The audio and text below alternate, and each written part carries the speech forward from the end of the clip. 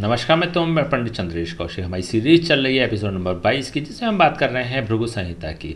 भृगु संहिता के अंतर्गत आज हम बात करने जा रहे हैं धनु लग्न के चतुर्थ भाव में केतु स्थित हो तो उसके क्या फलादेश होंगे। प्रथम भाव में 9 नंबर का मतलब होता है धनु लग्न, और धनु लग्न में जब कभी भी केतु चतुर्थ भाव में स्थित हो जाता है तो सामान्यतः शुभ फल ही प्रदान करने वाला ग्रह बन जाता है। देखिए, इससे पूर्व की सीरीज में इट मीन्स की एपिसोड नंबर 21 की सीरीज में हमने राहु की चर्चा करी थी। राहु के सिद्धांतों के बारे में आपको विस्तार से बताया भी था। बेसिकली राहु और केतु इन दोनों के ही सिद्धांत एक ही होते हैं, तो यहाँ पर उन सिद्धांतों की हम अगेन रिपीट चर्चा नहीं करेंगे। यहाँ पर केतु के हम केवल फलादेशों पर ही बात करेंगे। राहु और केतु 3 प्रकार से अपने फलों को प्रदान कर सकते हैं। पहला तो यह जिस भाव में स्थित होते हैं उस भाव के अनुसार अपने फलों को प्रदान करते हैं। दूसरा, जिस राशि पर स्थित होते हैं उस राशि के राशिपति के अनुसार अपने फलों को प्रदान करते हैं। और तीसरा, राहु अथवा केतु के साथ कोई अन्य ग्रह युति संबंध बनाकर स्थित हो जाता है तो फिर यह उसके भी फलों को प्रदान कर देने वाले बन जाते हैं। चलिए एक एक करके हम बात कर लेते हैं। प्रथम तो यह चतुर्थ भाव में स्थित हो रहा है, तो चतुर्थ भाव के कंटेंट्स को एब्जॉर्व करते हुए अपनी भोग दशा के दौरान व्यक्ति को प्रदान कर देने वाला बन जाता है। चतुर्थ भाव होता है सांसारिक भोगों की उपलब्धता का कारक भाव। वाहन, भूमि और भवन को प्रदान कर देने वाला चतुर्थ भाव ही माना जाता है। तो ऐसी स्थिति में व्यक्ति को वाहन, भूमि और भवन का सुख प्रदान कर देने वाला ऐसा केतु हो जाता है। अपनी भोग दशा के दौरान ऐसे लोगों को सांसारिक सुखों को प्रदान कर देने वाला ऐसा केतु हो जाएगा। अब इसकी हम द्वितीय अवस्था की बात कर लेते हैं। केतु जिस राशि पर स्थित है, इट मीन्स की यहाँ पर बात कर रहे हैं मीन राशि के स्वामी, इट मीन्स की गुरु की कुंडली में जो भी स्थिति होती है उसी के अनुसार केतु भी अपने फलों को प्रदान कर देने वाला यहाँ पर बन जाता है। मान लीजिए गुरु यहाँ पर प्रथम भाव में स्वग्रही होकर स्थित हो जाता है, तो ऐसी स्थिति में केतु भी अपनी भोग दशा के दौरान अत्यधिक शुभ फलों को प्रदान कर देने वाला बन जाएगा। ऐसे लोगों को अत्यधिक प्रतिभाशाली भी बना देता है। जीवन में उत्तरोत्तर उन्नति कर देने वाले और उच्च सफलता को प्राप्त करने वाले भी ऐसे लोग अपने जीवन में हो जाते हैं। ऐसे लोग प्रभावशाली व्यक्तित्व के धनी भी होते हैं। यह द्वितीय भाव में ऐसा गुरु स्थित हो जाता है परंतु नीच का होकर स्थित हो जाता है, तो यहाँ पर अत्यंत नकारात्मक फलों को प्रदान कर देने वाला ऐसा केतु अपनी भोग दशा के दौरान हो जाएगा। वाहन, भूमि और भवन का नाश कर देने वाला भी ऐसा केतु अपनी भोग दशा के दौरान हो जाता है। इसी के साथ धन का नाश करने वाला भी ऐसा केतु अपनी भोग दशा के दौरान हो जाएगा।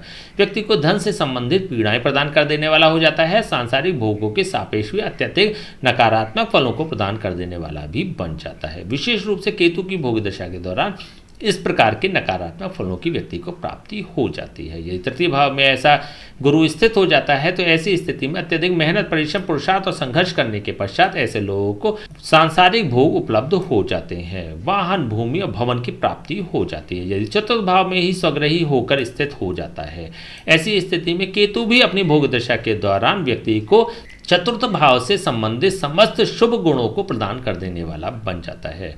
जैसा कि हमने बताया कि वाहन, भूमि और भवन के सुख को प्रदान कर देने वाला भी बन जाता है। ऐसे लोगों की इच्छाओं से अधिक, ऐसे लोगों की आकांक्षाओं से अधिक व्यक्ति को प्राप्ति हो जाती है। तो यहाँ पर अत्यंत शुभ फलों को प्रदान कर देने वाला भी ऐसा केतु अपनी भोग दशा के दौरान हो जाएगा। यदि गुरु पंचम भाव में स्थित हो जाता है तो ऐसी स्थिति में केतु अपनी भोग दशा के दौरान व्यक्ति को राजयोग के से फलों को प्रदान कर देने वाला भी यहाँ पर बन जाएगा। वाहन, भूमि और भवन की उपलब्धता को सुनिश्चित कर देने वाला भी यह बन जाता है। आर्थिक, शारीरिक और मानसिक रूप से व्यक्ति को शुभ फलों को प्रदान कर देने वाला यह बन जाता है। मान सम्मान और प्रतिष्ठा की वृद्धि कर देने वाला हो जाता है। बुद्धिमान, ज्ञानी और विवेकशील ऐसे लोगों को बना देता है। इसी के साथ पद का लाभ प्रदान कर देने वाला, महत्वाकांक्षा को पूर्ण कर देने वाला और संतान पक्ष से भी शुभ फलों को प्रदान कर देने वाला यह बन जाता है। इस दशा में संतान होने के व्यक्ति के लिए योग प्रबल बन जाते हैं। विशेष रूप से केतु की दशा के दौरान ऐसे लोगों की संतान हो सकती है, तो इस प्रकार की संभावनाओं को भी यह दर्शा देने वाला हो जाएगा। ये षष्ठम भाव में ऐसा गुरु स्थित हो जाता है तो ऐसी स्थिति में केतु अपनी भोग दशा के दौरान व्यक्ति को रोग, ऋण और शत्रु भी प्रदान कर देने वाला बन जाता है। अपनी भोग दशा के दौरान ऐसा केतु व्यक्ति को वाहन, भूमि और भवन का सुख भी प्रदान करता है, रोग, ऋण और शत्रु भी प्रदान करता है, धन के सापेक्ष भी सकारात्मक फलों को प्रदान कर देने वाला बन जाता है। ऐसे लोग यदि नौकरी करते हैं तो उच्च सफलता को प्राप्त करने वाले भी हो जाते हैं। केतु की भोग दशा के दौरान ऐसे लोग अपनी नौकरी के सर्वोत्तम शुभ काल को प्राप्त करने वाले भी इस समय में हो जाएंगे। इट मीन्स कि गोल्डन पीरियड को प्राप्त करने वाले भी अपनी नौकरी में हो जाते हैं। यदि सप्तम भाव में ऐसा गुरु स्थित हो जाता है तो ऐसी स्थिति में सप्तम भाव क्योंकि विवाह जीवन साथी और दाम्पत्य सुख का कारक भाव माना जाता है, तो विवाह जीवन साथी और दाम्पत्य सुख के सापेक्ष भी यह केतु अत्यंत शुभ फलों को प्रदान कर देने वाला बन जाता है। लेकिन क्योंकि सप्तम भाव एक मारक स्थान भी होता है तो कुछ मारक के भी व्यक्ति को फल प्रदान कर देने वाला हो जाएगा। विशेष रूप से शारीरिक कष्ट प्रदान कर देने वाला ऐसा केतु अपनी भोग दशा के दौरान हो जाता है।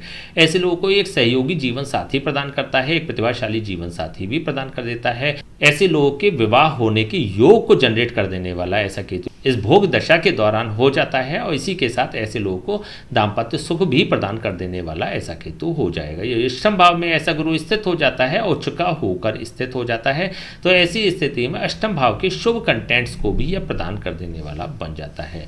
ऐसे लोगों को कुछ दुख विपत्ति और परेशानियां भी प्रदान करने वाला हो जाएगा, लेकिन अचानक लाभ होने की यहाँ पर योग बना देता है। वाहन, भूमि और भवन की अचानक प्राप्ति होने के भी योग बना देता है। अनएक्सपेक्टेड ऐसे लोग वाहन, भूमि और भवन को प्राप्त कर लेते हैं। इट मीन्स कि सांसारिक भोगों को प्राप्त करने वाले भी हो जाते हैं।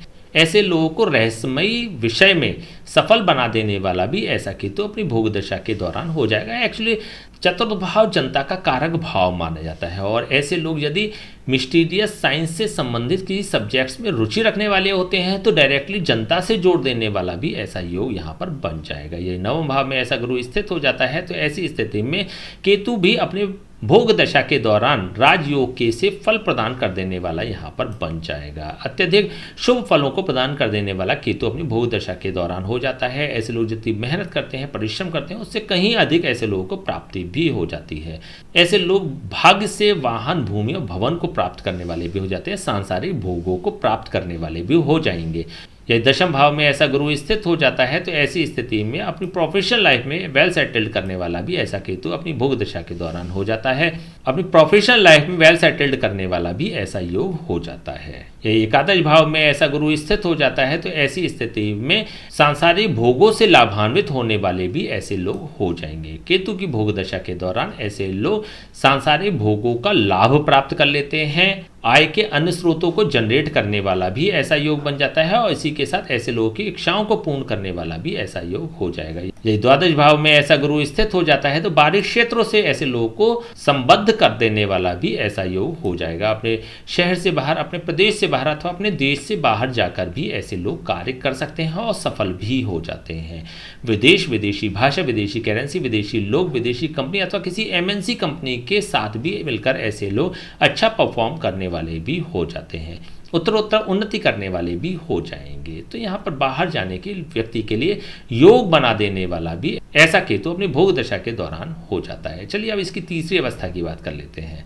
केतु के साथ यहाँ पर कोई अन्य ग्रह युति संबंध बनाकर बैठ जाता है तो फिर किस प्रकार के परिणाम होंगे। मान लीजिए यहाँ पर केतु के साथ सूर्य ही स्थित हो जाता है। सूर्य यहाँ पर नवम भाव का स्वामी हो रहा है। जब कभी भी चतुर्थ भाव में या केतु के साथ स्थित हो जाएगा तो ऐसी स्थिति में व्यक्ति को अत्यंत भाग्यशाली बना देता है। अपने भाग्य से ऐसे लोग सांसारिक भोगों को भोगने वाले भी हो जाएंगे। जीवन में मान सम्मान और प्रतिष्ठा प्राप्त करने वाले भी हो जाते हैं। पद का लाभ प्राप्त करने वाले भी ऐसे लोग हो जाएंगे। ऐसे लोगों को अत्यंत भाग्यशाली बनाने का कार्य केतु अपनी भोग दशा के दौरान कर देता है। ऐसे लोग उत्तरोत्तर उन्नति कर देने वाले और जीवन में सफलता प्राप्त करने वाले भी हो जाते हैं। चंद्रमा स्थित हो जाता है तो चंद्रमा यहाँ पर अत्यंत नकारात्मक फलों को प्रदान कर देने वाला बन जाएगा। अष्टम भाव का स्वामी होकर जब ये चतुर्थ भाव में स्थित हो जाता है और केतु के साथ स्थित हो जाता है तो पहली तो यह चंद्र ग्रहण का निर्माण कर देने वाला भी बन जाता है। चंद्र ग्रहण नामक योग का निर्माण कर देता है। ऐसी स्थिति में व्यक्ति को स्ट्रेस, टेंशन, एंजाइटी भी प्रदान कर देने वाला बन जाता है। सांसारिक भोगों के सापेक्ष भी व्यक्ति को पीड़ित कर देने वाला हो जाएगा। ऐसे लोग वाहन, भूमि और भवन की उपलब्धता को प्राप्त नहीं कर पाते हैं अथवा ऐसे लोगों को उनको प्राप्त करने के लिए अत्यंत दुख, विपत्ति और परेशानियों का सामना करना पड़ता है। बाधाओं और कष्ट का भी सामना करना पड़ जाता है।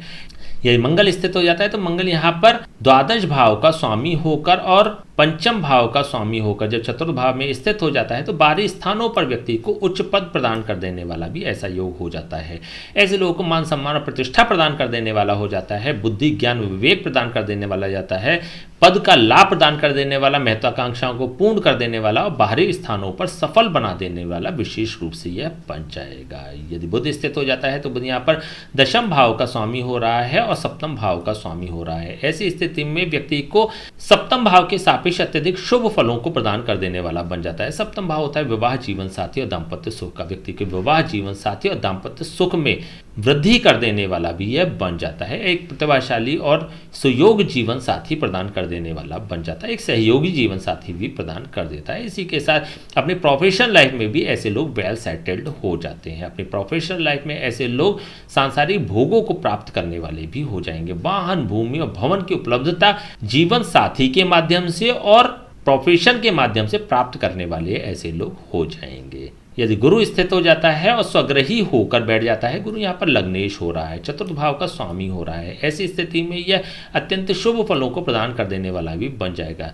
ऐसे लोग ताउम्र लग्जरियस लाइफ को जीने वाले भी होते हैं। ऐसे लोग समस्त प्रकार के भौतिक संसाधनों को प्राप्त करने वाले भी हो जाते हैं। ऐसे लोग प्रतिभाशाली होते हैं, जीवन में मान सम्मान प्रतिष्ठा प्राप्त करते हैं, धन का लाभ भी प्राप्त करने वाले और समाज में भी उत्तम स्थिति को, उत्तम पद को प्राप्त करने वाले भी हो जाते हैं। शुक्र स्थित हो जाता है तो शुक्र यहाँ पर एकादश भाव का स्वामी होकर और षष्ठम भाव का स्वामी होकर जब केतु के साथ चतुर्थ भाव में स्थित हो जाएगा तो यहाँ पर व्यक्ति को रोग ऋण और शत्रुओं से पीड़ित कर देने वाला भी बन जाता है। विशेष रूप से व्यक्ति की माता को रोग ऋण और शत्रुओं से पीड़ित करने वाला भी बन जाता है। केतु से संबंधित रोग होने की यहाँ पर संभावनाएं माता को बढ़ जाती है।